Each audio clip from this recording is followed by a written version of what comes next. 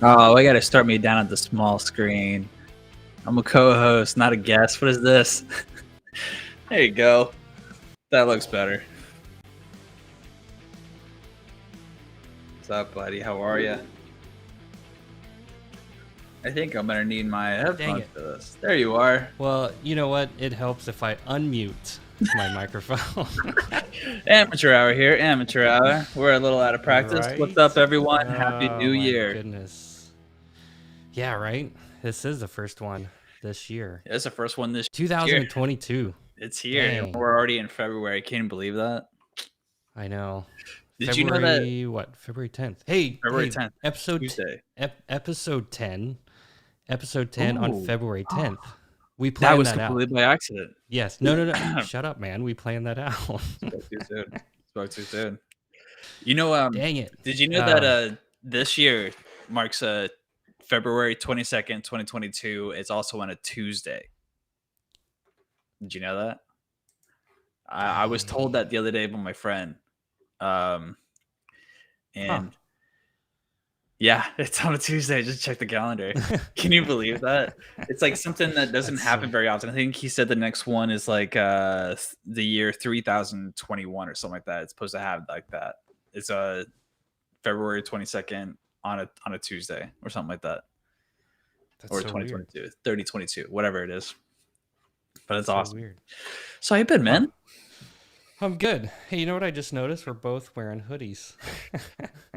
Oh wow. Well, it is cold. I mean, Florida, we're at anything that's below like 60 degrees is cold weather.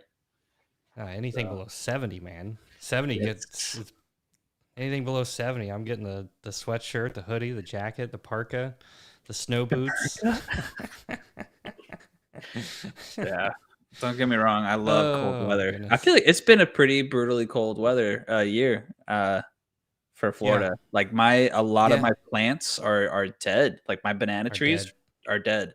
Oh. I got to cut them all down. They're dead. Oh, bummer. Dang. Yeah. I did save the avocado tree though. I brought that in. Oh, good. Oh, nice. Yeah. Nice. Yeah, you don't want to lose that because that takes a while to grow some avocados in it. Yeah. Yeah, a couple of years. But yeah. Well, I guess we should introduce the show. So maybe we kind of did, but well, it's our first show back this year. We did a show last year right at the end in December.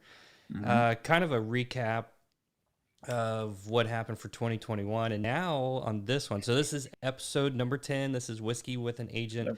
Yep. We've got we actually have our own Facebook page now. We have our own YouTube page, our own Instagram page. Yep. Working on TikTok. Working on TikTok. Working on TikTok. Yeah. Working on possibly a Twitch account as well. So we can stream live over there too for people that like to watch. That's cool. Twitch. Yeah, there's Twitch TV is really popular. Yep. So I think that's something that we're going to be looking into apparently. That's awesome. Yeah. So but so this is episode number 10. We're going to be talking about some 2022 forecasts that has to do with interest rates, lumber, new construction, and then what the housing market, what we think the housing market. And it's not just what we think. We actually did some research to look at what the experts are thinking for 2022 as far as, our price is going to go up. Is the inventory going to increase, or what's going to happen? And that's what we're going to talk about tonight. So, man, thank you so much for joining us. Yeah, thank you. Yeah. But of course, name of the show, Whiskey with an Agent. Shall we? Oh, there. Yeah, you were ready for it. I'm ready. It's almost like I'm ready. You read my mind. I've been waiting for this. I gotta drink some of this water out of this. Oh, dang it! I already poured mine. Did you really? That's okay. I did. What are you drinking tonight, my friend?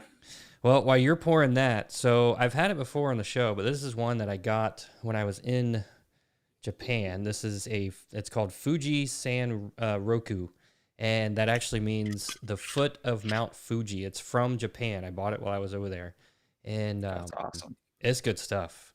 It's stuff. So I'm gonna go ahead and have some while you're introducing yours. I'm gonna go ahead and explain this. So I got something that may not be popular or an unpopular opinion for bourbon. I got Lady Jane. Walker. Maybe Okay. not actually bourbon. This is a Scotch. Excuse me, a Scotch whiskey. Okay. I got to be correct here. So, Little Jane Walker, and essentially it's an original blend aged in 10 years. And let's see, I believe this was actually in a wine cask. Um, so I remember reading it somewhere. So it's probably a little bit sweeter. Yeah, a little bit actually. Yeah, Yeah, I a like the. delicious blend highlights in Cardew single malt with notes of fresh orchid fruits, hints of sweet cream, and dark chocolate finish. And I could be completely wrong in this, but I think Jane is his daughter. So, Johnny Walker, Jane daughter, Jane is his daughter. Oh, okay. So, yeah, distilled and bottled in Scotland. So Very this nice. is really cool. And it's actually Very pretty good. nice. I enjoy it. So, Yeah. and any shout outs for any recommendations in terms of whiskey, let me know because I am running a little low on supply. Yeah. Yeah. I like to try new things. I saw your Facebook story earlier, and I'm like, dude, how much have you been drinking since we did our last show? Quite a bit, maybe. I don't know. Yeah. Mine Oh, I know, right? I will, and then we'll put it out there for everybody else to talk about it. absolutely. So, cheers to the first Yeah. one of 2022. Cheers to Yes. everyone that's joining us. Yes. Um, and if you have any questions, feel free to put it in the chat. We will see it. We address all questions, comments, and concerns, bitches and gripes and complaints. This is what we're here for. So, That's right. cheers to 2022. Yeah. All right, what's the And first subject? What are we gonna do? Interest rates or lumber or forecast? What do you want to do? I tell you what, let's let's jump into lumber because I mean there's a little bit to talk about, but I feel like that one will go pretty quick. So I mean new construction and stuff. There's holy cow. That we dang it, what was I thinking of the other? Well, so we did some whiskey with an aged shorts, and did we post? We posted the the one about interest rates. Yes, we did, and we also posted about the what purchase prices, what prices are going into.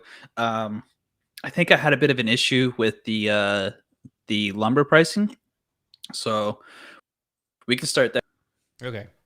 So actually, let me just go ahead and share my screen. There we go. Mhm.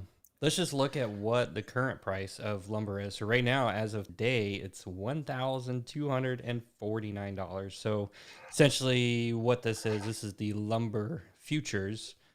It's the symbol LBS, I think is what it is. And what that means is this is the price of wood per 1,000 board feet. I won't get into too much detail as what that actually means, but as this number goes up, this graph as it gets higher, the price of wood is going to be more expensive.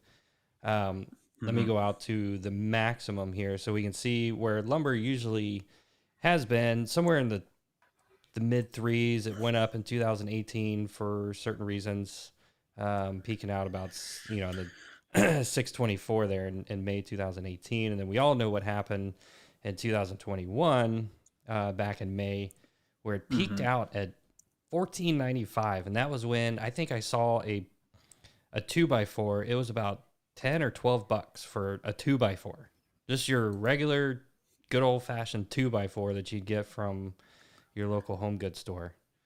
That's freaking expensive, man. So try building a deck or building a house or something like that. So let's see. And then, as we progress into 2021, it did drop. It dropped all the way down to like 480.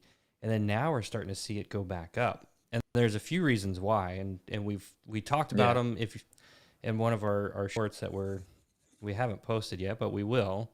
And so if you want to hear the short version of it, then you go and listen to that when we post it. But if you want to hear us ramble on about what we think, then that's why they're joining us, my friend.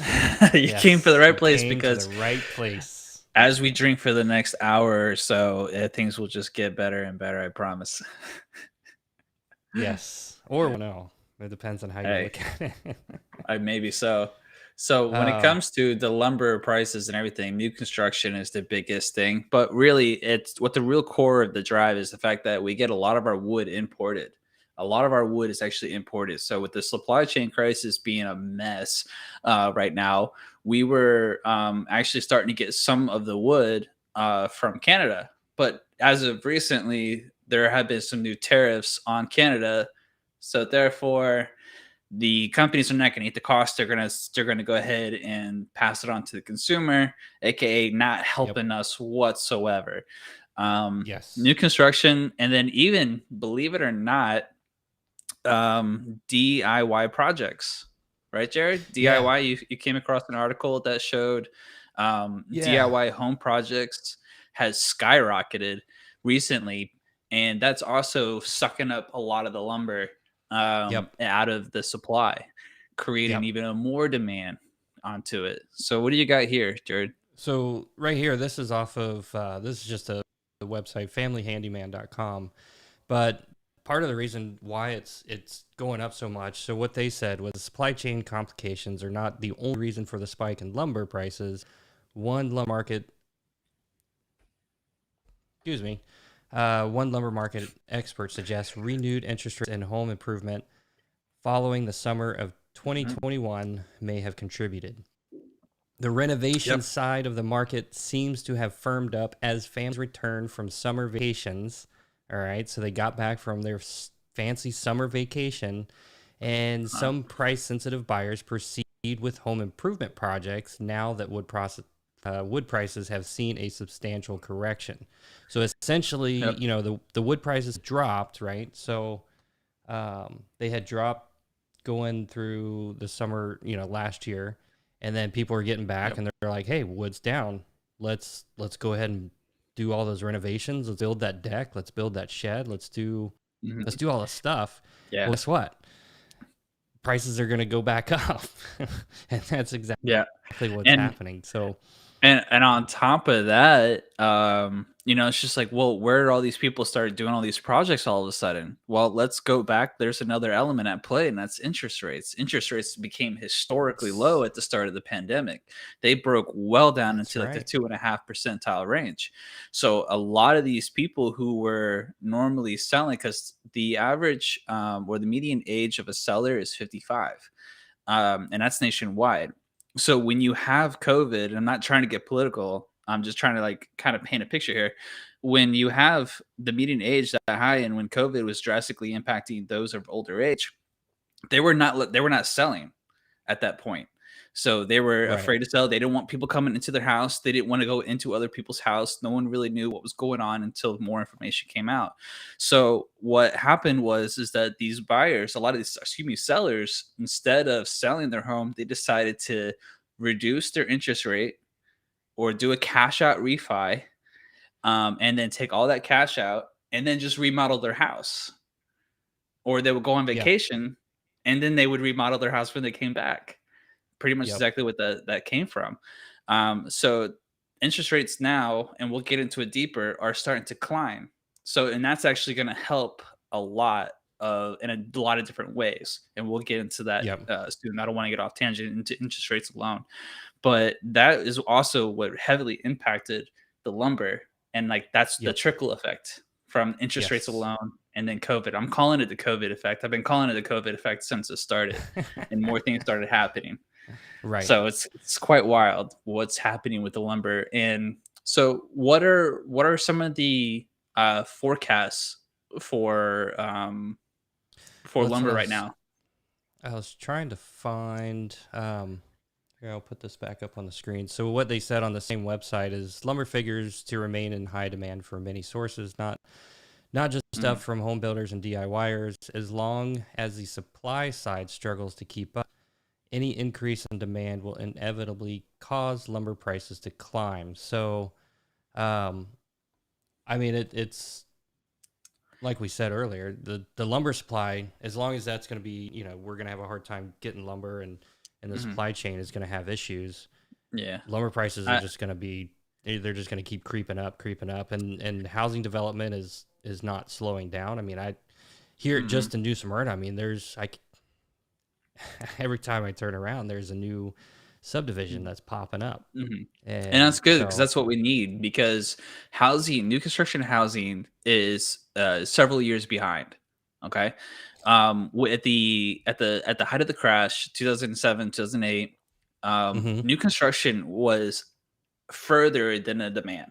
So what Yeah. happened was when you had that market crash, new construction stopped, work stopped, people like everything stopped. And then for many years, new construction never picked back up to the pace that people were starting to buy.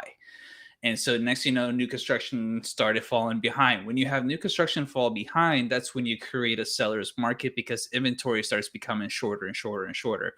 Now, when you Right. throw in the pandemic, which did the exact opposite of what everyone thought it was going to do, it created a housing boom. And honestly, it's not sustainable, but we're not going to see a crash. So new construction has been struggling for the past, like, I don't know, 6, 7 years to catch up Yeah. to the housing market.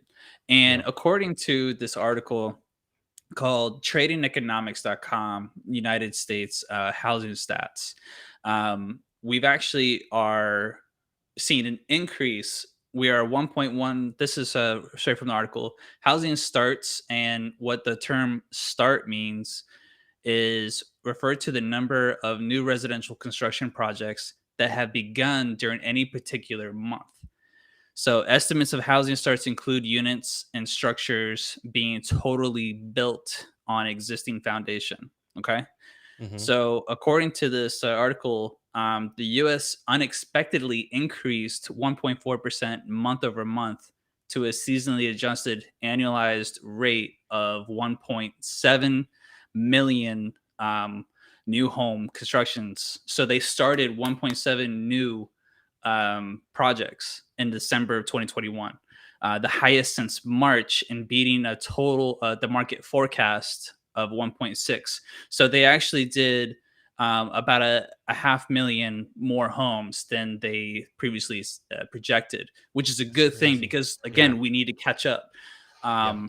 So there was a lot more permits that were pulled at the end of the year.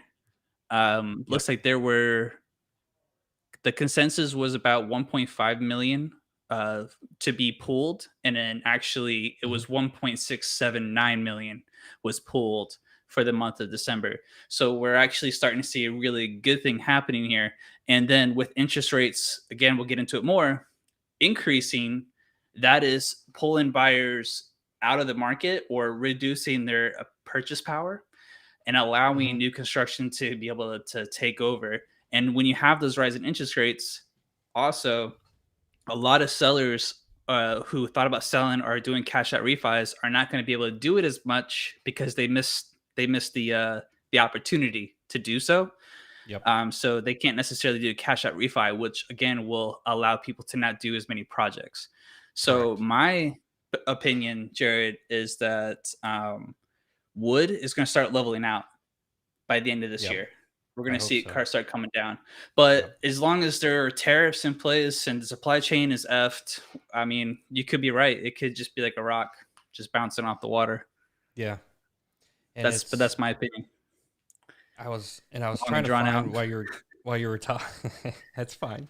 Um, I was trying to find that chart that we had before. So we had it for the Dram style whiskey with an agent, talking Okay. about interest rates, where it was what you had mentioned earlier, the amount of cash out refis, and we had that chart up somewhere, and I can't find it, but essentially, do you remember what the number was? I was thinking it was somewhere in like the 30% of the refinances last year were cash out refis. Do you remember what that Oh, was? was it an article or I was it on Sunstats? No, it was an Sunset. article it was an article somewhere, and it was talking about the number of, out of all the refis that were done last year, it was like somewhere in the 30% range, like almost a third Oh cash yes. out refis, and the average price for each cash out refi was about Yes. $58,000. Yes. And so it's I have interesting it here. because that one article that I pulled up earlier was talking about people were going on vacation. So what's happening is you're doing a cash out refi, and the average amount you're pulling out is about $58,000. So you're taking a nice little, family vacation, or, a honeymoon, or a nice little couples getaway, or whatever the case may be. And then you're coming back and you're like, holy crap, I still have all this money left. So let's do something to the house. You're not going to sell it, so let's upgrade the kitchen, let's upgrade the bathrooms, let's do all this stuff. Mm-hmm. And so and that's what we were saying earlier is they had these, they were doing the cash out refi, they're going on vacation, coming back, and then all these DIYers, and it was like a record number of the amount of cash out refis that happened. I found it. Did you find it? It's FreddieMac.com research insights and refinancing trends. So get this, just in the fourth quarter of 2020, borrowers cashed out 48 billion with a B in refinancing. 48 billion, which is not even the cap. Wow. In 2006, I want to see if I can zoom this up. It looked like it was over 100 billion, close to 110 billion dollars in 2006. Dang. Where did they get all that money? They lend it. I mean, they just borrow from each other. Like, we don't have that much money. But I'm trying to find that particular point, because the numbers that you said about it being on average being 50, 55 or 58. Yeah, it was around 55. Yeah, that was I remember that number. You're really close to it on average of what everyone pulled out for this past year, 2021. Yeah. But I can't find it. I'm going a little too quickly for it. Yeah, that's all right.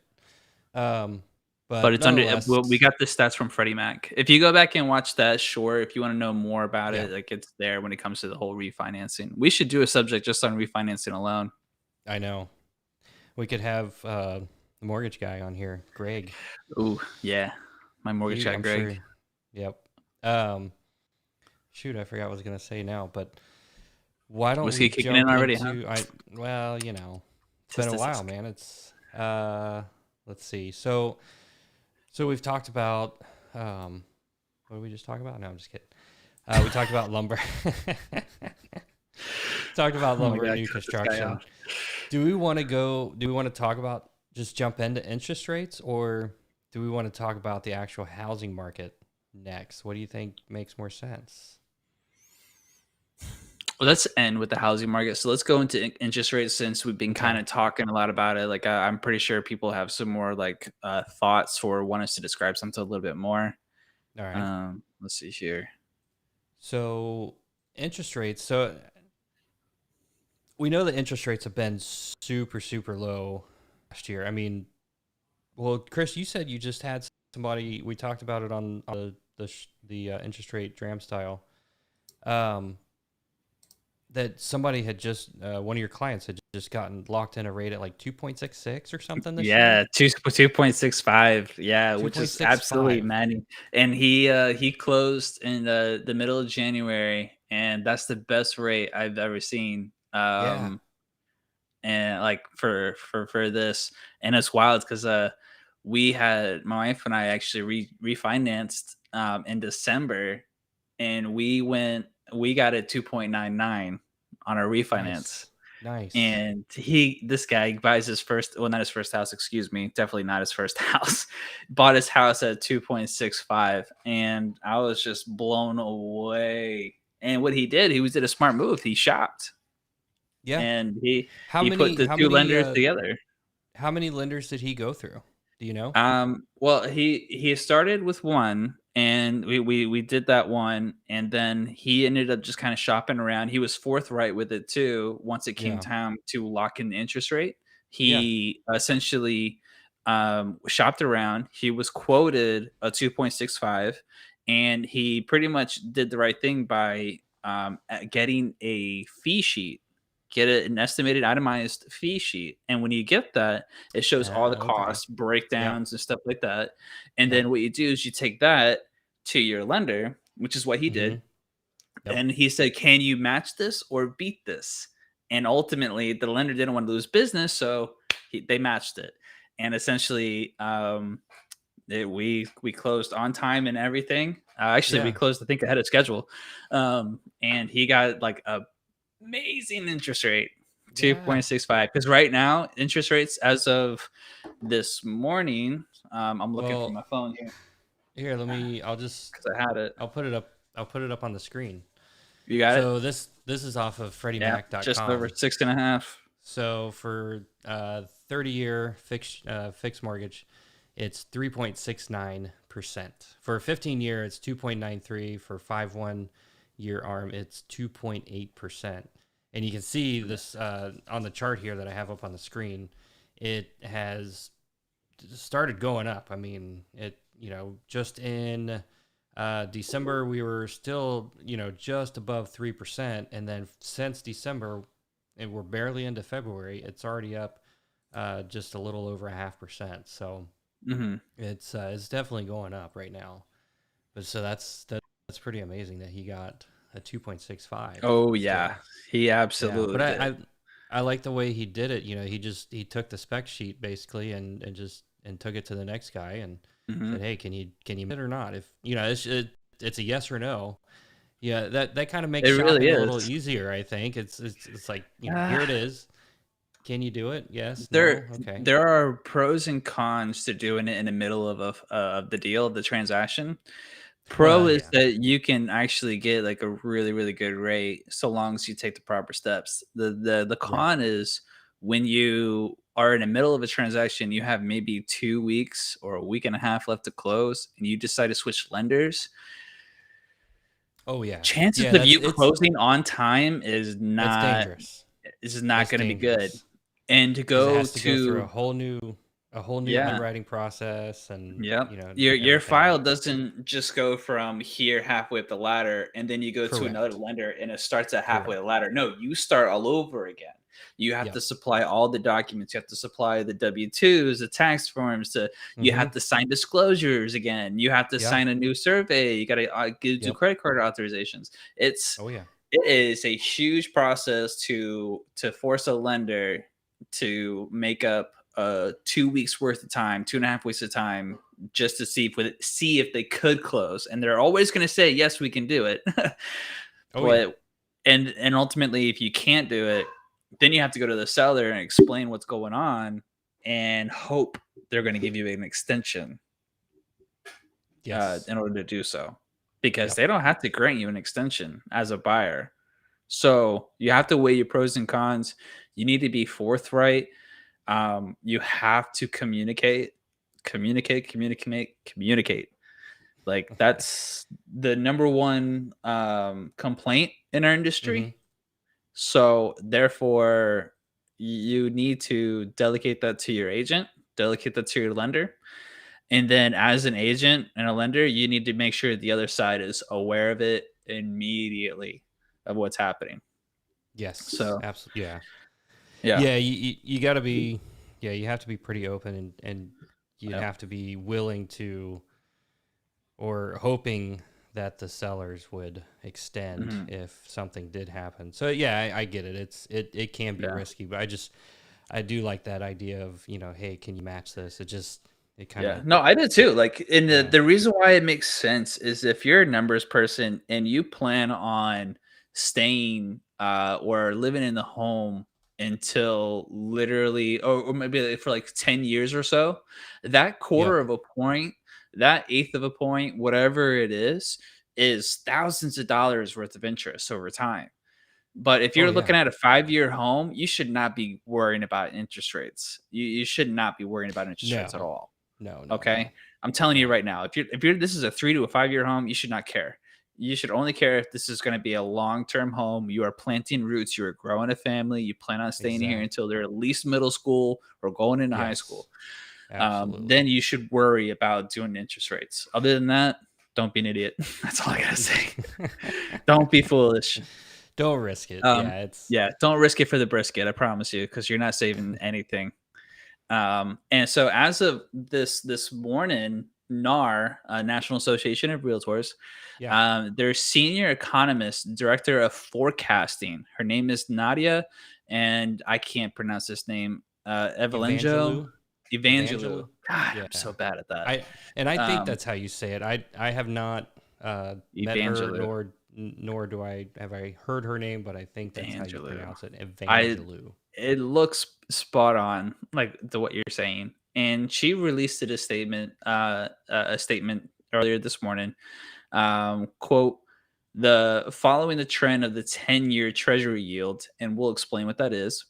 Mortgage rates resumed their upward trek. The 30-year fixed mortgage rate surged to 3.69% from 3.55% a whole week prior. All right. So in 1 week, it jumped up over a percent. Or not percent, but a Yes. half percent. Excuse me. Sorry. Yes. Yep. Um, Rapidly rising inflation and surprisingly strong job gains in January pushed up rates.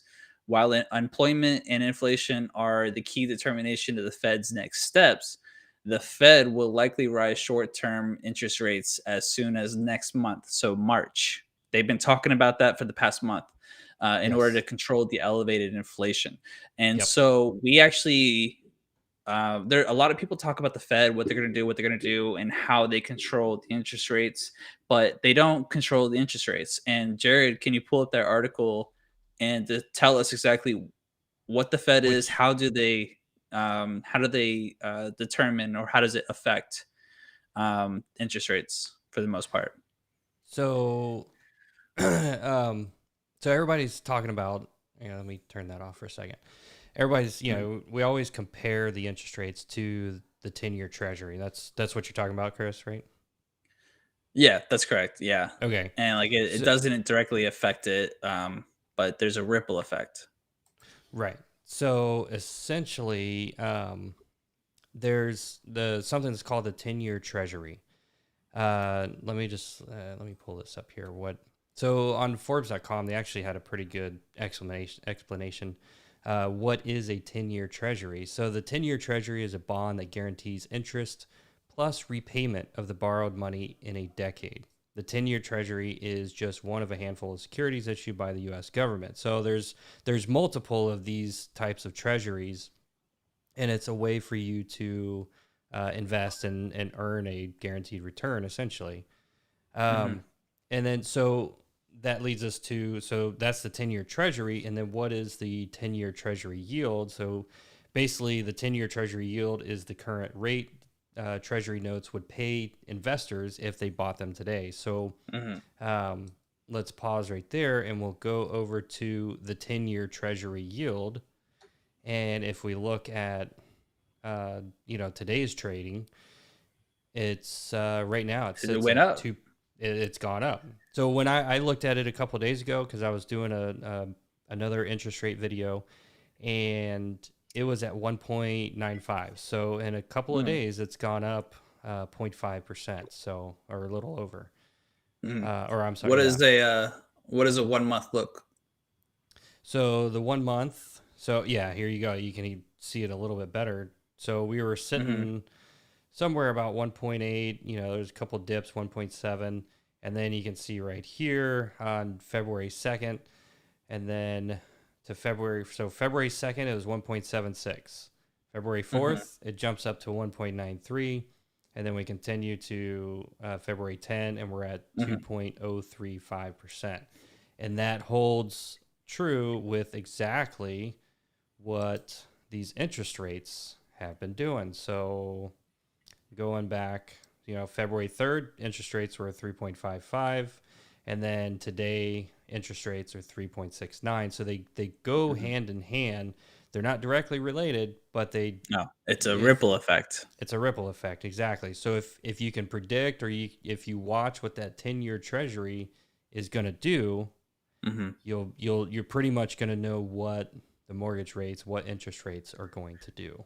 Yeah, and how you can determine that, and what kinda determines when and how people buy those yields is essentially how volatile is the market itself. A lot of investors, when there's uncertainty, they'll go and they'll invest in stock or bonds, or the 10-year yield in this case, because it's more secured and it's backed by the government. All right. Mm-hmm. So they know that their money, their assets are going to be safe there. And so therefore that'll affect how strength and how much the market's going to go. And the less volatile it is, the more those investors are going to pull out of the yield and go into the stock itself. That's the way I understand it. That's the way I've been kind of explained to it. It's just in a nutshell, or in a simplistic fashion. So you can kind of just watch like what's happening in the market and then watch the yield, and you can see what's happening between the two, and then you can see how that correlates it. Now, the Fed has announced many occasions that they're going to raise interest rates this year, and the first time they're going to do it is March, like how we said earlier. Yep. And so it's not so much like, well, the interest rates are already going up. Well, yes, they're already going up, but there's a benchmark that the Fed Yes. establishes, and then it Yep. just moves up and down throughout that benchmark. And Yep. so the benchmark is about to be moved, which will in turn increase the interest rates, which will now set a new level playing field. Yes. So gone be the day we see the 2% interest rates. And Yeah. I definitely see um, what do you forecast? Where do you think interest rates are going to go by the end of this year? Do you think it's going to get 4.5%? Do you see it maybe Well, going 5% in some cases? so before I answer that, we've got a few more people jumping on. So we're talking about interest rates. Welcome aboard, by the way. If you're here watching us, um, leave us a message. Let us know what you're drinking, what you think about interest rates, what you think about the construction side, the lumber. Where do you think it's going to go? Um, but as far as where I think it's going to go, I mean, it's going to go up. It's already going up. I think it's going to peak out probably somewhere around that 4% range.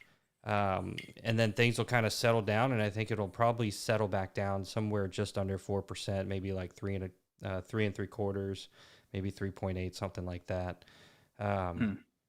so, but the other thing I wanted to mention real quick was, so we keep talking about, the Feds are gonna raise the interest rates. So Mhm. the Feds, and it took me a little bit to figure out, because I used to hear that, all the time growing up. And you're like, with the Feds, I mean, what, like the FBI is going to raise the interest rates? How does that work? I don't. But it's what it actually means. So they're actually just raising the rate at which banks are borrowing and lending, money to one another. So they're Hmm. raising that rate. And because it's more expensive for the banks to borrow that money and lend it to one another, that it causes that ripple effect to where that trickle down to the consumer. So it's so what the Feds are raising isn't necessarily the rate that consumers are paying, but rather it's what the banks are paying, and then the banks pass that on to the users, and Mhm. that's kind of where that comes from. So Yep. um, So it's a trickle effect. Everything has a yep, cause and effect. All right.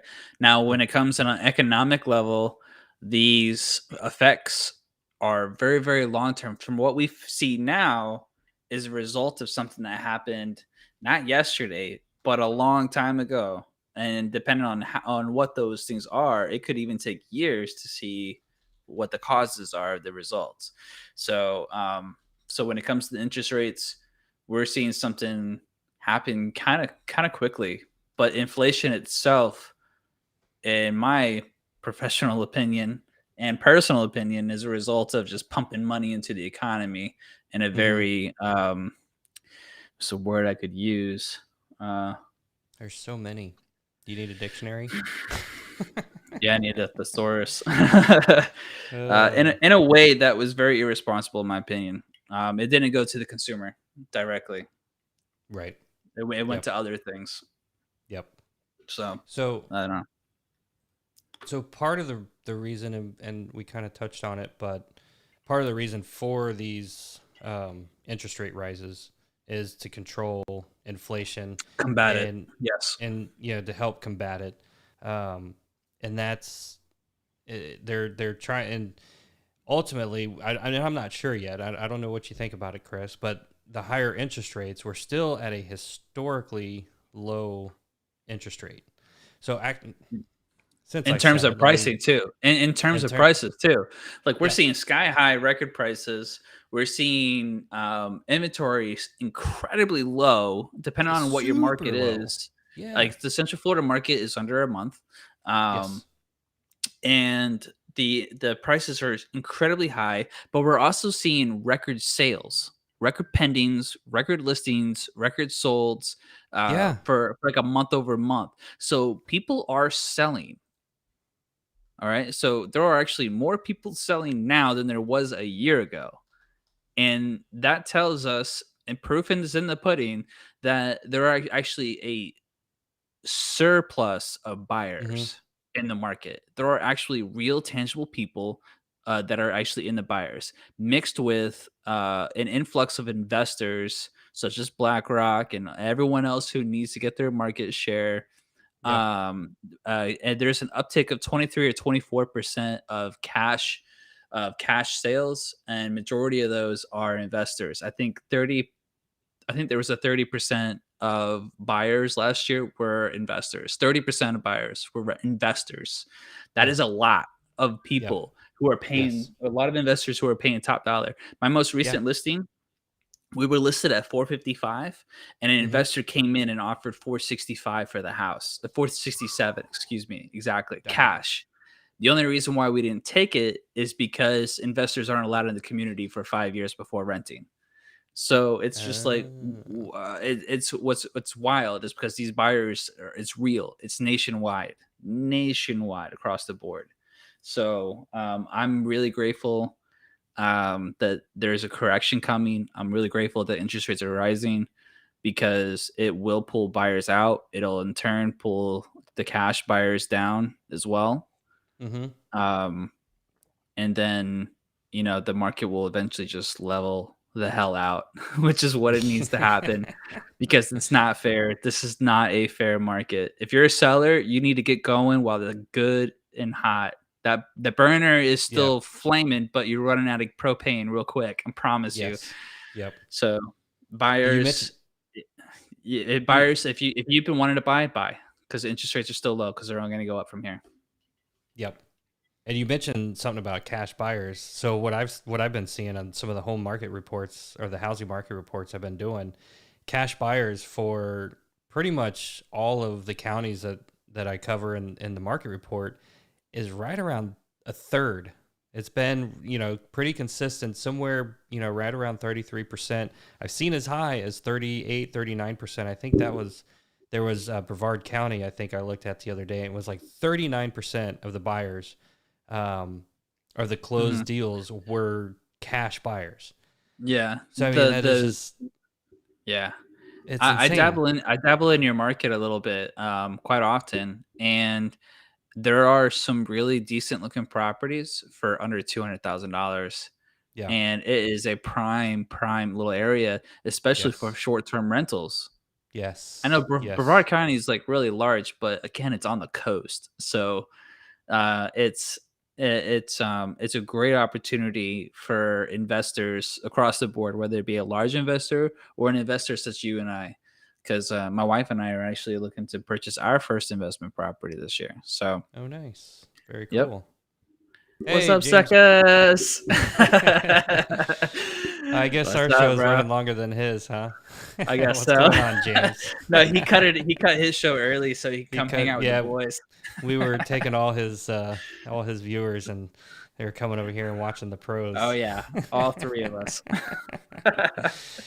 That'll grow Oh, from time. So, James, just to kind of catch you up, we've already talked about lumber, and now we're talking about interest rates. And as the whiskey is kicking in, we're gonna. no, I lost you there, Chris. No, Chris hit something. He drank too much whiskey and he turned his microphone off, and he's not going to know how to turn it back on. Let's see how long it takes him to figure it out. I still can't hear you. So I guess it's on me now How about to carry the show. Wait, what? how about now? Oh, there you are. Oh, you got it figured out. What'd you I got it do? figured out. I did hit the Oh, good. glass. I hit the glass on the little connector here. Oh, bummer. Yeah. You got kind of quiet though. Oh, really? Yeah, it's a I little can bit. I talk mean, I can loud. still hear you. Okay, No, that's fine. I gotcha. Um, But let's see, where were we going? So as far as, I mean, so we told you what we think, experts, Mhm. or what, our expertise, what we think or interest rates are going to be. But let me pull up some actual experts. So here, let me pull this up here. So this is another article on Forbes.com. So most housing experts point to inflation and the Fed accelerating its asset purchase, tapering as sure. Man, I can't read today. As sure signs of higher mortgage rates, ranging in the upper 3% up to 4% by the end of 2022. Here's a few predictions from the market experts. Michael Fratantoni, who's a chief economist for the Mortgage Bankers Association, says rates could reach 4% by the end of 2022. Lauren Yoon, chief economist with the National Association of Realtors, forecasts mortgage rates to hit 3.7%. Selma Hep, Duty chief economist at CoreLogic, predicts rates will be closer to 3.4%. So it's sort of all over the board. I mean, we have 3.4% all the way up to 4%. And then on the flip side of that, there's Well, Danielle Hale, or let's see, there was one of them that didn't think it was going to go up as much. Or yeah, rates have been low for so long it might be rising for some, but 3.6% was a record low in 2019. yeah, it's true. Yeah, and or that's what he says here. So this is a chief economist at Realtor.com. She expects rates to tick up about a half percentage point to 3.6 in 2022, but it's a jump that's not big enough to disrupt the market. So that's kind of the next topic Mhm. too. Are these interest rates? Is it going to change what's going on in the industry as far as inventory, housing prices? So, everybody's predicting and the Feds are raising the rates. Is that going to be enough? Are they going to raise enough in order to taper off and cause some of these housing prices to decline? Uh, Is there going to be a housing market crash? I got to get that in there so gotta the get it in there. algorithms can Mm. hear housing market crash for Housing market crash. Housing market 2022. crash. Yeah, right. So Yeah, we so should we're put it getting in the all the tagline. we're getting all the hits now. um, I'm gonna say no. I don't think I kind of agree with that. I don't think it's gonna be a market disruptor. Because one, our inventory is still stupid low, and people still are gonna buy because 3.6 is still a good rate. And a normal market is anywhere from 5.5, 6 months to about 8 months supply of inventory. And Central Florida is less than a half. And then until new construction catches up to speed as well, then we're going to continue to be in a seller's market unless interest rates skyrocket like insanely over like 6-7%. Then it's not going to do anything. It's really not. I'm definitely leaning towards Frapptoni, Fratantoni, Ferratoni, yeah, Fratantoni. Frapptoni, Yep. Frapptoni. I'm leaning more towards him. It's going to hit 4 by the end of the Yeah. year because we're I already seeing 3.6 yeah. right now. Yeah. So I 100%. think it's projected to hit 4, if not more. That's why I said earlier, I'm like, what do you think? It's gonna hit 4, 5? It's gonna go up. Until the supply chain crisis gets better, it's gonna continue to stay. And I'm willing to bet, and I kind of agree with the chief economist, Lawrence, I think his name, Lawrence Yun of NAR. Uh yeah. Yep. Yeah, he said in a statement maybe about a week ago that prices will continue to climb, but not at the rate that we've seen. So as interest rates climb, prices will also climb just because of the heat of the summer that we're about to go into. But interest rates will be climbing as well, but there'll still be an increase, but we're not going to see like a double digit increases. So Right. last year, the median price for Central Florida capped out at 340. That was the highest, I think, for a month to month was $340,000 for a median home price. I don't see it. going much higher than that. I would be surprised. I'd be surprised if it goes up much higher than that. I think we're going to see a rock skipping on water. It's going to go up, then it's going to go down. Then it's going to go up, then it's going to go down. I think we're going to see a lot of that this year. I agree. That's my 2 cents. It's going to fluctuate. But again, the big question is that fluctuation going to be enough to scare those sale prices back down? No. You know, and yeah, I don't not think enough. So not enough. No, not enough. And so before we jump into, and I like saying jump in, before we get into talking about like inventory and the housing market and stuff like that, Chris, we haven't been doing that already. I thought we just moved right into that. But not. No, we did. But before we go like too deep into it, I wanted to ask you. So, Zillow put out a list, a top 10 list of the hottest housing markets for 2022. So this kind of goes with what we're talking about. You know, predictions, forecasts for 2022. So. Three of those cities out of the top 10 are here in Florida. Okay. Are you asking me to guess? Yeah. What? Because I mean, I have the list, so my guesses are going to be right on. Okay. So I know 2 of them. It's got to be between Jacksonville and Tampa. Which one's number 1? Tampa. You cheated, man. How'd you know this? Tampa's number 1. Tampa's number 1. What's Tampa's the third city? Is it Fort Lauderdale or Miami? So it's Tampa's number 1, and you had Jacksonville. Jacksonville's number 2. Okay. The rest of them are out of Florida. Number 3 is Raleigh. Raleigh, yeah. Florida. No. These are just all over. Oh, okay. Yeah. Oh, I thought you said there was 3 cities. There's 3 of the cities. Yeah, 3 of these cities are in Florida. So there's one of them Orlando is one of them. So, but it's a little bit further down the list. But we have number 3 is Raleigh, number 4 San Antonio, number 5 is Charlotte, 6 Nashville, 7 is Atlanta. I thought Atlanta would be a little bit higher up there as a hot market because that's a pretty popular place. Yeah, but it's saturated. That's true. There's so many people there. It may be hot, but like if there's nothing available, it's nothing moving. Yep. Number 8 is Phoenix, and Orlando. Orlando is number 9 on this list as the hottest market for 2022. So for Florida, we have Tampa at number 1, Jacksonville number 2.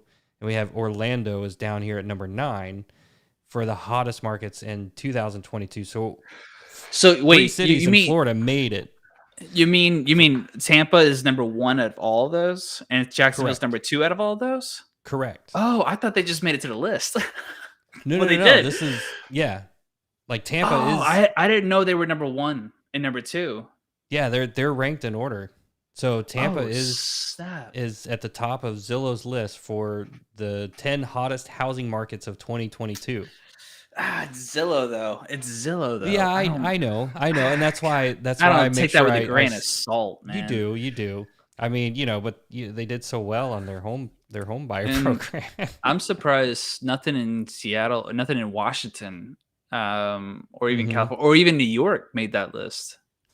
Because like a lot of the articles that I've been seeing, like New York is like booming for some reason. Washington's booming for some reason. I can't remember the last time the city of Chaz or Chop, whatever it is, what's going on with that. But people are going all across. But I'm surprised Phoenix is not higher on that list. Arizona or even Texas. Yeah. Well, Phoenix. Damn. Hey, Florida. Yeah, Phoenix is on there. Phoenix is number 8, Arizona. But and then Austin is number 10.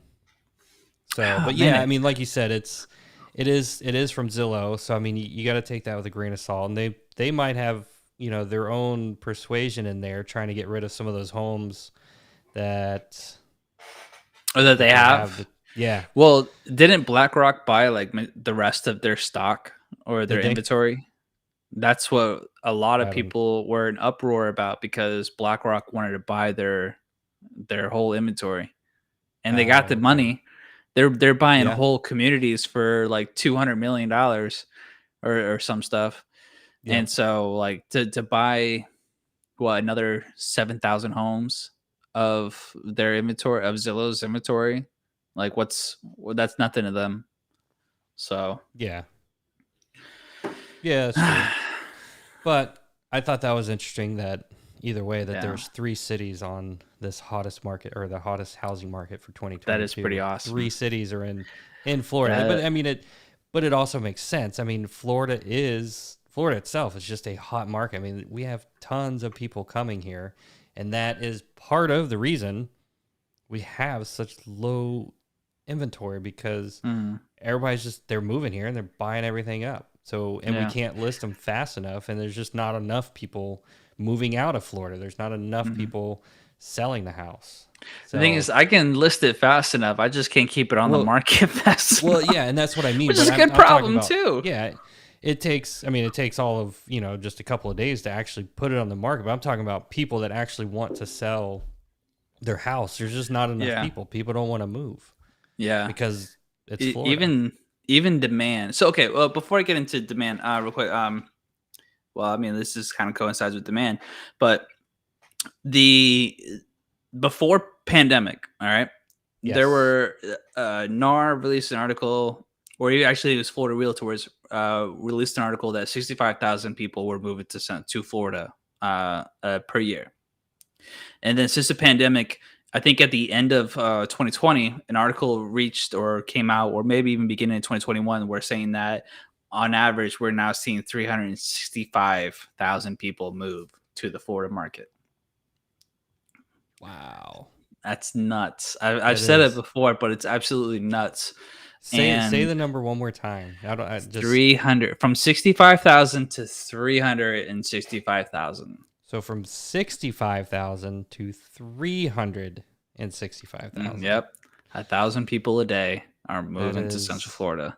that is And way too homes many. cannot be homes cannot be built fast enough. And that's why in order to combat this, that's why we're also seeing a huge influx of multifamily, aka like apartment complexes come down here because they saw Yep. the writing on the wall Oh yeah. that hey, if we're seeing this many people move to the Central Florida market, hmm, we need to go to Central Florida, like, and actually start building these communities, start building multifamily housing, and that's where also a lot of the lumber is going because wood is the predominant building material for single family homes. We've all seen it.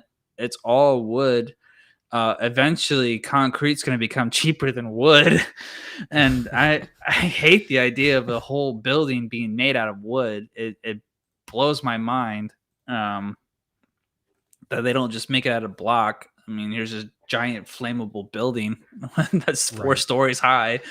Yep. Um, so it's an only way to help alleviate all of this this demand is the only way to do it in the most economical sense and environmental impact friendly is to build multifamily housing. It's like I'm not the biggest fan of it, but at the same Right. time, we need that right now. We need Yep. all the multifamily we can get, and we need them to sprout out and create little communities. Single floor, the first floor needs to be commercial development. It needs to have a bank. It needs to have a bar or a restaurant or two. It needs to have a grocery store so you can eliminate the footprint in an environmental way.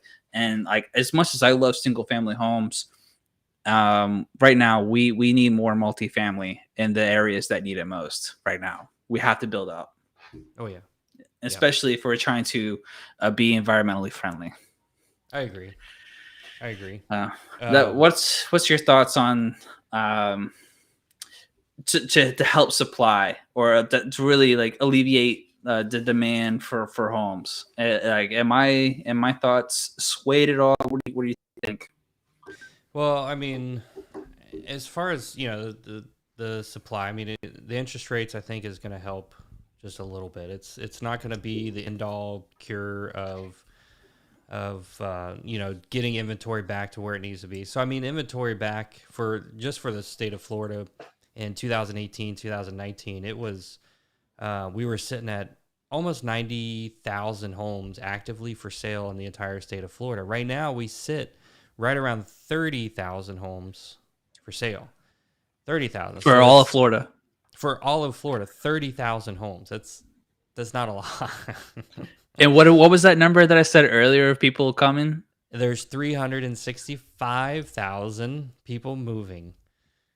Yeah, people a and day. only 30. That's why there's less than a month of inventory right now. So I mean, as far as interest rates, I mean, it's going to help kind of taper off a little bit, but still, people are going to eventually realize the fact that interest rates are the lowest they've ever been. So once you get over the initial the shock of the sticker price shock of we're seeing 3.69% right now, big deal. That's ridiculous. Yeah, big deal. Exactly, big deal. 3 years ago it was like 4.75, 5%, whatever. So once people get over that initial shock, people are gonna be like, oh yeah, that makes sense. It's still the lowest it's ever been. Let's go buy a house. So it's not going to change a whole lot. Housing prices are still going to increase this year because and that mostly just has to do because of supply and demand. There's a low supply and a really high demand, and guess what happens? Prices go up, and that happens in any market, any industry, and that's basic economics 101. So housing prices are still going to increase. They may not increase the rate that they did last year. I mean, there was a couple of counties there was one county that increased. It was like a 40% increase year over year from December 2020 to December 2021. It was a 40% increase. Yeah, it's nuts. In most other places, it's somewhere in that 18 to 20% range here in random counties, so Florida and so a 20% increase we saw. I don't think, the experts are saying right now that they're thinking it's going to be somewhere around 11%, maybe, 11 or 12% increase this year of home prices. And maybe that's true. I know some of the experts have gone back and sort of revised their thoughts, and they've actually increased up to like 15 or 16%. Of what the home, increase in home prices. So, and a lot of that again is just the fact that the inventory is so low. I mean, when you're sitting at a 1 month supply of inventory for the state of Florida, it's it's not going to change much until we start getting those active listings and we get more new listings on the market. It's not going to change much. I don't know if you noticed, but I actually got an evaluation. So I have my own home on an evaluation, and the entire year for 2021 has just been increased like crazy. And this year alone, so January, for the month of January, my home price is actually, the value has dropped over 20 grand. Really? In that, yep. And do you remember a couple episodes ago, we discovered on Sunstats that in the month of January, on average for the past decade, 10,000 people list their home for sale. Do you remember that? Yeah. And so when that occurred this year, what happens to the prices when you have an influx of homes on the market? It levels out the price. And so one of my past clients who's on this evaluation too, he reaches out to me. He goes, "This is a lie. What is this?" And I said, "Don't worry. This happens every year in the month of January. Everyone homes dips a little bit. There's a market correction. Just look at the stock market. It does the same thing. It does. It does. Because they just want to see what's going on. And then in the month of end of February going into March, we start seeing our spring start, and then we start seeing prices start to kind of like the demand becomes even more. And I don't know what it's like in your market because you're on the coast. And for everyone who's watching, Jared is based in New Smyrna, Florida. I'm based in Central Florida and the North Orlando market. And so I don't know what it's like over there, but so far this year, this past month, it feels like it's March. It feels like it's summer already with the amount of people for who are looking to buy, for the people who are looking to sell, and then the sheer demand on listings. On your listings, what are you experiencing on your listings right now? As far as like just demand, because you posted a piece of land the other day. What's it? You listed a piece of land. I've got a piece of I've got a property out in Pearson, Florida. It's a 10-acre property. I listed it last Pearson, Thursday. Florida. I mean, nowhere. It's middle of nowhere. My phone was literally, it's ringing off the hook. You know, people. Did you already get offers on it? I mean, we've had a couple of offers that we turned down, but it's it's just, I want to go see it. Can I go see it? Did you get offers? Have you taken an offer? You know, have you accepted an offer? I'm like, no, just go see it, and then try to get it in as soon as you can. Walk the land. And this is land. This is just land. Yeah. So just land. It's so funny to me because we both have experience in land, and people. I haven't had that crazy of a demand. Oh no, that's not true. So I listed a piece of property on a lake, and I've had someone ask me the same thing. Can we go see it? I'm just like, it's land, dude. Just go. Yeah, just go. Go and just go walk it. Let me know if you have any questions. Right. But right. So how long did you list that? How long ago? It was last Thursday, so it's been on last the market. Thursday. Yeah. So and you had people blowing you up, and are you under contract yet? Not yet. We had a couple of offers that we turned down, and just because they were kind of low ball offers. They're low. People just kind of fishing, and and that's to be expected. But I mean, most of it is just the fact that we listed it last Thursday, and it's land. It's out in the middle of Pearson. It's it's far away, so a lot of people they couldn't go see it last weekend. And so I'm kind of waiting for that next rush coming this weekend, and it's just it'll happen. It'll happen. You'll go under contract soon. Yeah, it's super busy. The last piece of land that I listed was a 2-parcel on water, and one of it was kind of protected wetland, and the other one was half wetland. You could build a home on a small portion. Man, people blew me up like crazy. And ended up getting it done under I think it was under 75 days or right around that time. And pretty much it was the seller settled. I mean, it's just with land, you're not always going to get exactly what you're asking for unless it's like a primo lot. But when it comes to any of your most recent single family homes or condos gone crazy?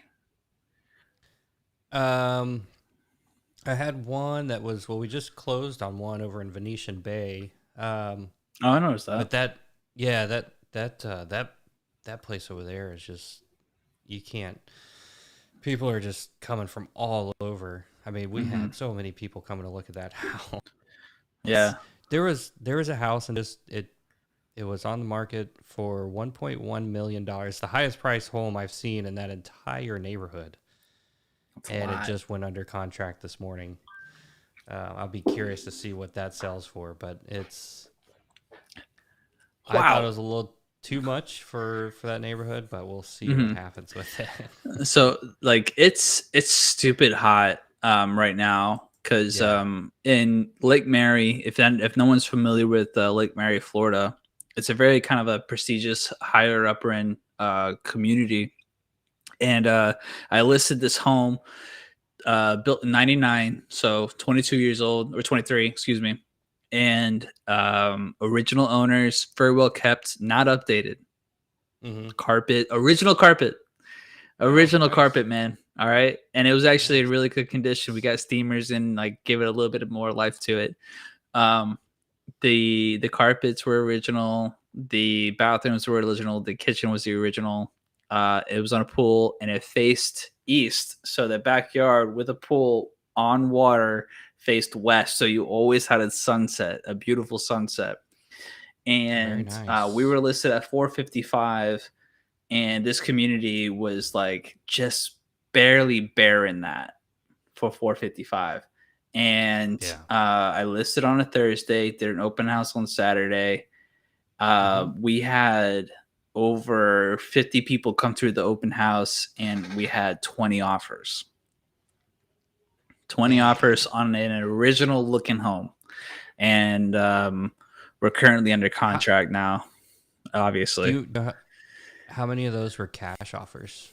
Three. Do you remember? Three were cash. Okay. So, One of them was an investor. One of them was okay. an investor. All right. And that was actually the investor I was telling you earlier, that it was Oh, 467 okay. was their offer, but because the Yep. community is a ownership driven community, so their offer was kind of null and void because of that. Okay. But Yeah. yeah, and every offer but one was above asking. It was Yep. I was just not expecting this, and the seller's over here like popping bottles. He's like, "Oh the hell! I told you it was gonna get sold for more." And I'm like, "I didn't really doubt you."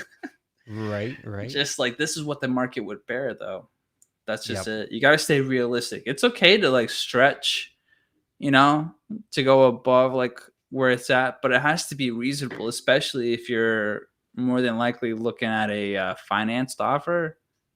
I don't know about you, but I've been seeing a lot of homes come back on the market after 30 days because the Oh, buyer really? couldn't perform. Really? Purely Huh. because the buyer couldn't perform. I'm seeing that a lot. Interesting. Yeah. Yeah. Interesting. So buyers, word of advice, don't be desperate. Yes. Yep. Do not Make sure. settle. Yeah. Don't be desperate. Do Yep. not bite off more than you can chew. Yep. Don't if your realtor is saying, "Oh, bid 20 over the asking price," and don't worry about the appraisal, we'll beat them up. Chances are that listing agent knows better, Yeah. and it's Yeah. not going to take your offer seriously. You can't go.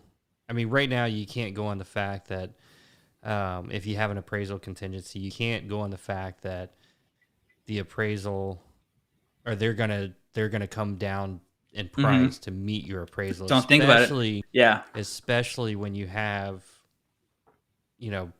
just so many offers coming in that Exactly. are not doing an appraisal contingency. They're saying, hey, if I'm giving you 400,000, it only appraises at 370. Guess what? That's fine. I'll come up with the extra cash. I'll make it work. And so it's just, you can't bank on that right now. You can't bank on concessions for, based on what you get on the inspection report. You do the inspection just for your knowledge of what's wrong with the house and what you're going to have to fix when you move in. But I mean, it's very rare that somebody right now is going to give you some sort of concession, unless it's something just outrageously, crazy wrong. Well, with if the it's house. broken, But, like if it's like legitimately broken, like, so if the plumbing is leaking, it's no longer working to what it's designed to do. Correct. So therefore that is a reasonable request. Same thing with the AC. If it was working when you viewed it and then it is not working, there's a difference between dead or beyond its useful life, or something that's like literally that needs to be that's like broken and needs to be repaired. Plumbing is one of them. If you saw the home and there was no plumbing, if you're looking under the counters like you're supposed to and checking the plumbing of it, and then when you go do an inspection, and there's now leaking, well, that's no longer doing what it's supposed to do. So the seller is obligated by section in Florida. We use the standard as is contract for the most part. Section 11 is essentially the property maintenance. Seller is obligated to maintain the property as it's conditioned when you first saw it. So they have to address that. There's a difference. But if the AC is, say, 15 years old and on paper, the useful life is, say, 12 years. Right. But it's working perfectly. Then you can't go back and ask for like 10 grand off for a new AC. It's not happening. Not in today's world, where the average sold home has 4.5 offers. And that's what it was in the heat of the last year's market. Yep. NAR hasn't released a new actually, hold on. Here it is. Actually, let's see. Okay, so as of December 2021, and can I share my screen? Yeah, go for it. All right, I'm gonna share my screen. Let's do a tab. 1 second, bear with me. Here we go.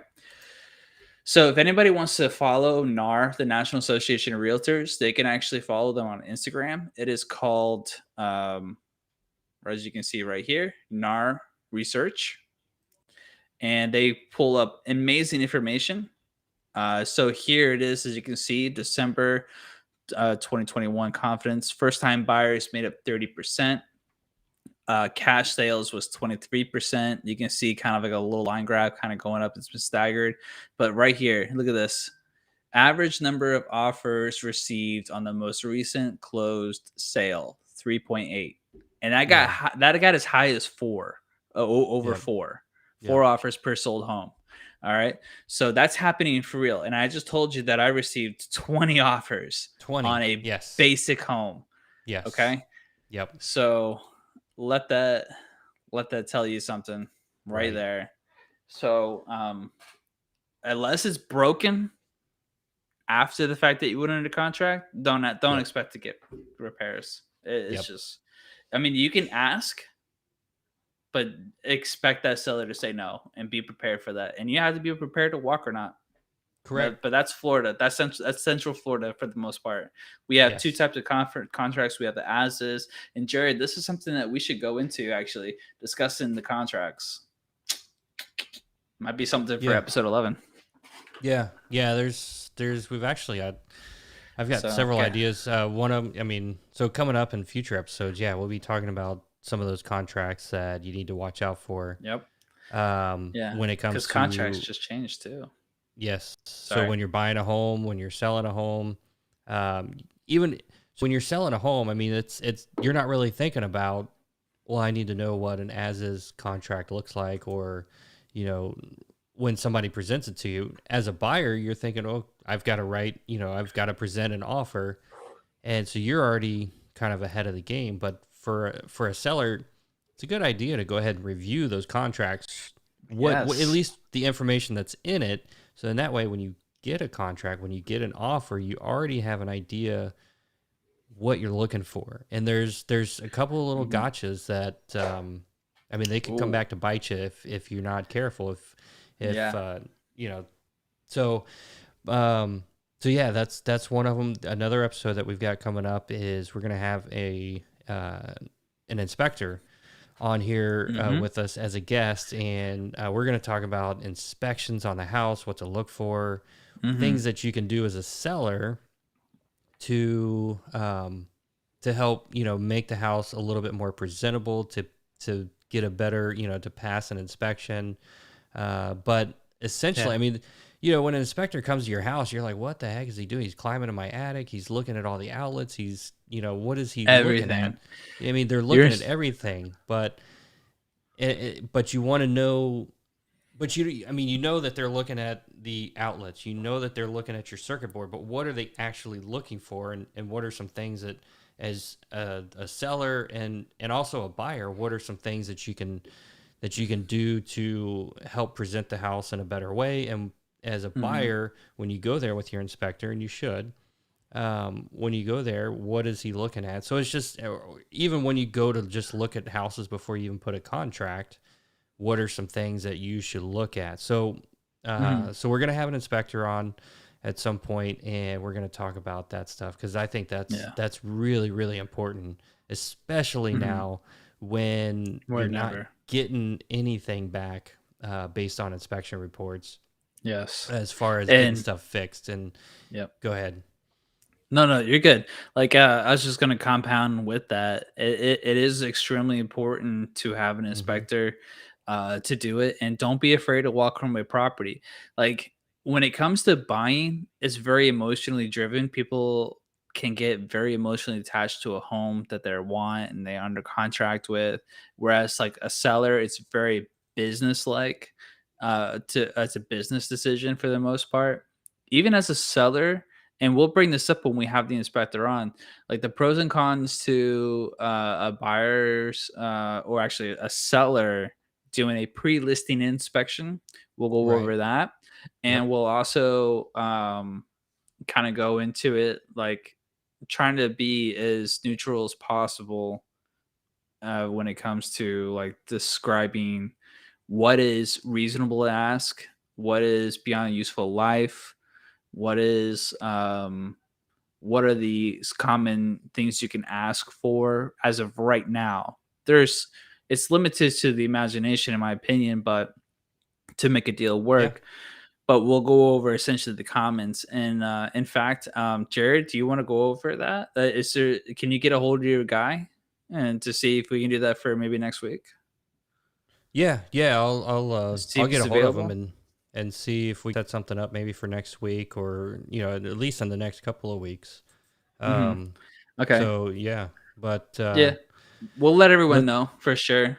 yeah, but what about? I So mean, let's go back into the 2022 forecast stuff here. There's just one more thing I wanted to show here on my screen. okay, yeah, bring it on.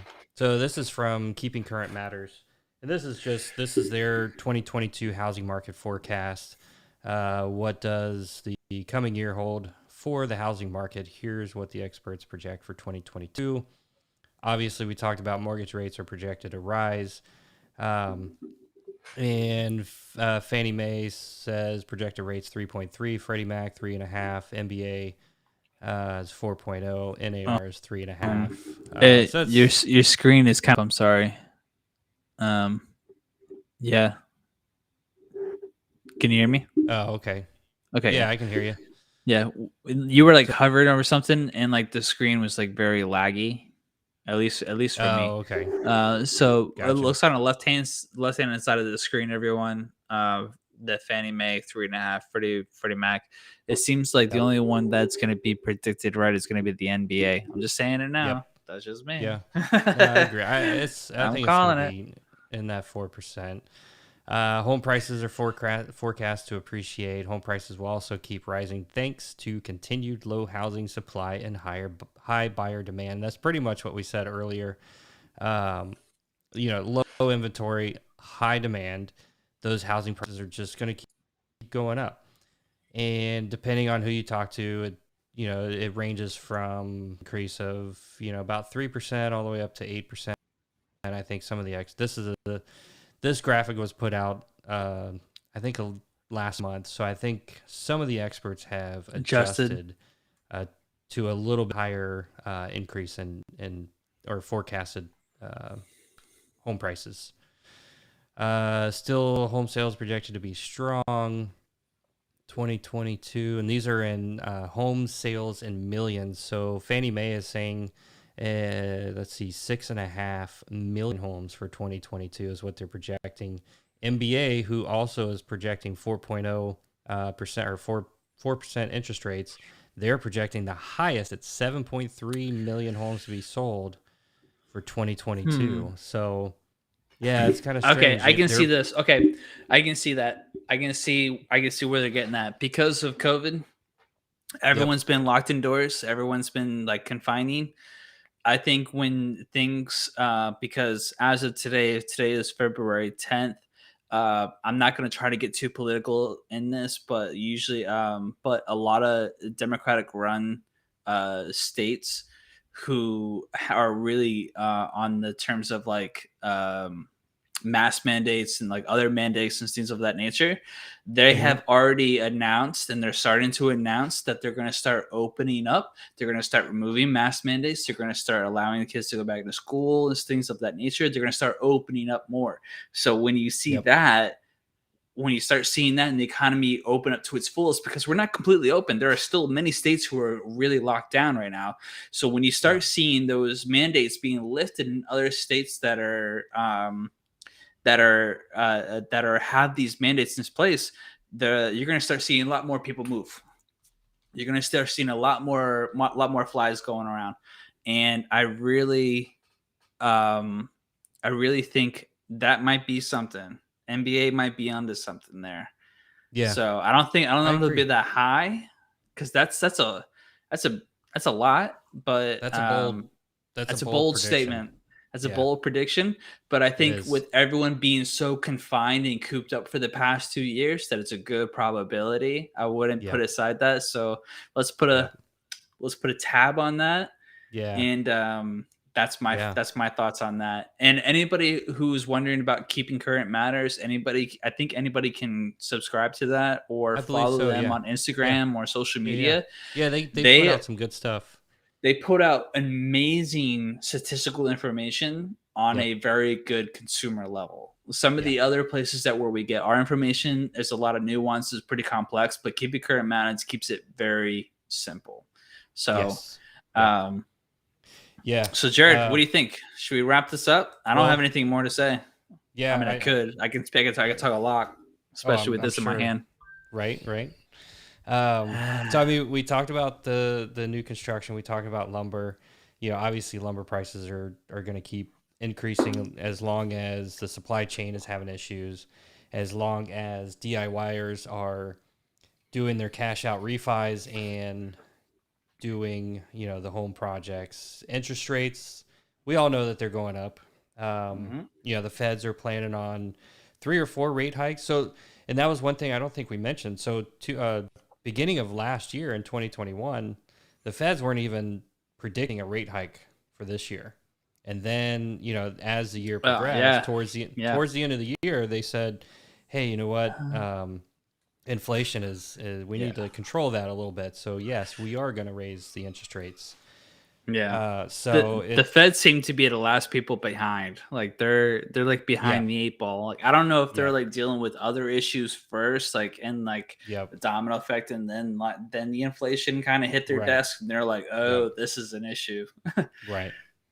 So we're gonna see 3, maybe 4 rate hikes this year, but the first one scheduled, they're talking about for March. And then, as far as home prices, inventory, supply and demand, all that kind of stuff, home prices are going to continue to rise.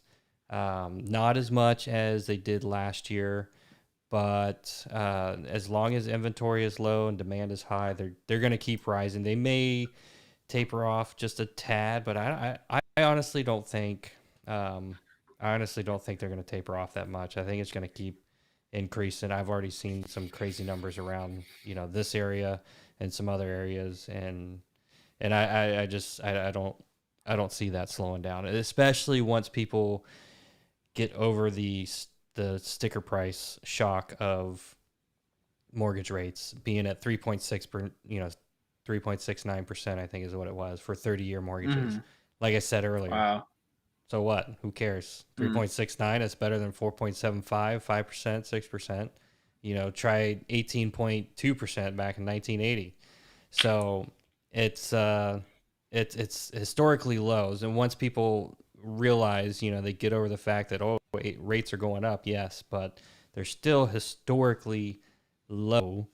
So people are going to realize that and be like, yeah, who cares? I'm gonna go buy a house. I'm gonna refinance. So yeah. It's exactly the mentality. That's the mentality you gotta have right now. Like it really is. Like if you're looking at a home that's going to be like a 5-year home, interest rates shouldn't bother you. If you're looking at a 10-year home, interest rates should bother you.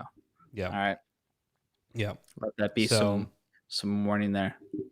But yeah. So I mean, if you want to check out the short versions of this episode, so this is our live version that we do whenever when we feel like it, when we have time that coincides between Chris and I. Yeah.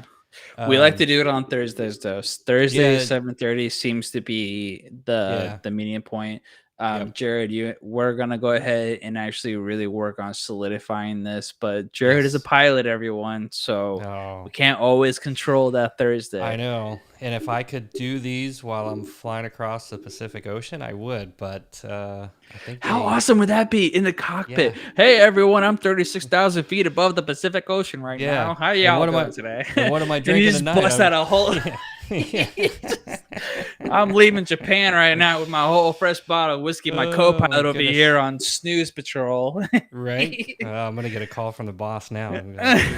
Yeah, the plants are not on the pod, so I can go ahead and fine. have one of these two things here. Fine. Just like, let's just go ahead and have ourselves a drink. How are things over there in the mainland? That's right. So, but yeah, if you don't want to listen to the entire show, like let's pretend that you just skipped to the very end of this show. You can actually go back and listen to each one of these topics: interest rates, lumber, go through our Instagram. And yeah, it's on Instagram. It's on. I mean, we've got our Facebook page. We've got what else we have? So we're on Spotify. I don't know the whole podcasting, so you can listen to us on Spotify. There's a couple other things as well, but we're predominantly on Facebook, on Instagram, yep, as and well YouTube. as YouTube. Yes, YouTube.